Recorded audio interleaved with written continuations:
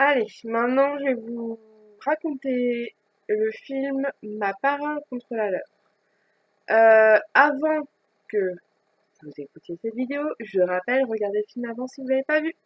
Bien entendu, vous pouvez le trouver sur YouTube. C'est toujours des vidéos, enfin c'est toujours des films de YouTube que je parle parce que sinon, bah bien entendu, ça serait trop simple de regarder des trucs bah, qui se voient aussi.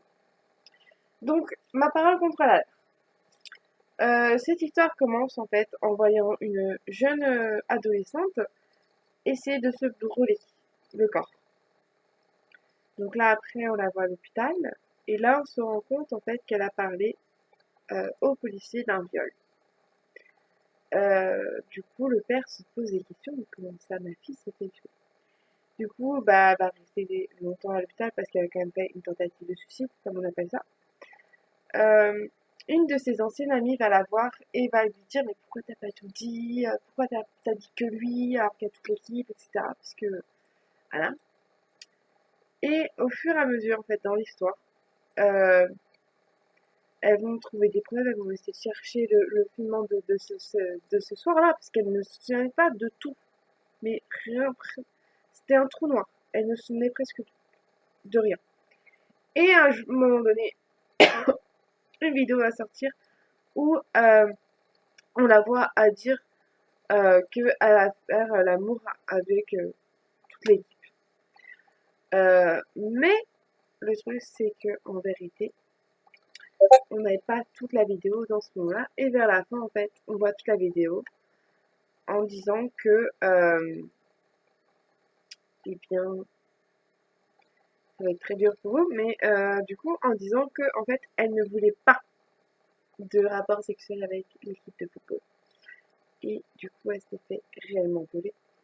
Et à ce moment-là, en fait, bah, on se dit, c'est bon, c'est cool, c'est résolu, tout se passe bien. Eh bien non, parce que pour elle, tout le monde n'était pas encore assez au courant. Donc qu'est-ce qu'elle a fait pendant leur match le plus important de l'équipe? Elle a mis le haut-parleur, elle a mis la petite clé et elle a fait entendre sa voix. C'est-à-dire qu'elle a montré que c'est pas parce qu'on se fait violer qu'on est obligé en fait de comment dire, de fermer en fait sa bouche. C'est-à-dire que cette fille a voulu montrer aux autres que vous faites violer, d'accord. Mais à un moment donné, si vous ne savez même pas comment réagir après ça, comment vous voulez, ils vont tout le temps sortir. Et là, elle a eu le bon réflexe de faire entendre sa voix pour que tout le monde sache ce qui s'est passé pour elle et que les autres, ça ne leur arrive pas. Donc pour moi, la morale de cette histoire, c'est qu'en fait, prévenez autour de vous. Dites les choses. Essayez de faire en sorte que le moins de personnes se fassent violer. Voilà.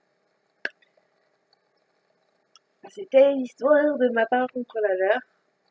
Bah donnez-moi vos petits commentaires par rapport à cette histoire. Et bien entendu, on se dit à une prochaine. Je vous en prie tous.